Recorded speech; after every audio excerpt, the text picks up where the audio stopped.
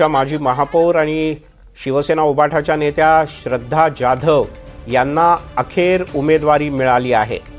पण श्रद्धा जाधव यांना उमेदवारी देण्यात आल्यानं त्यांच्याच मतदारसंघात गेल्या अनेक वर्षांपासून काम करणाऱ्या शिवसैनिकांनी मोठी नाराजी व्यक्त केली। मी पण 35 वर्ष काम करते शिवसेनेचं, यांच्याबरोबर 8 वर्ष मी पण काम करते। 2017 मध्ये सुद्धा त्या निवडून आल्या, महिलांना साड्या वाटल्या, त्या साड्याचे 3 लाख रुपये माझे अजून दिले नाहीत। माझे दागिने घाण ठेवले मी, त्या बाईने मला अजून पैसे दिले नाहीत।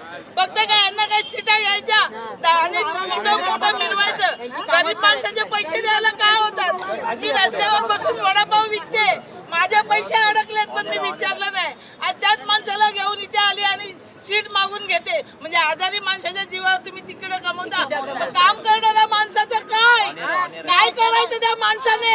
आज त्याने किती वर्ष खर्च केलाय शाखेत,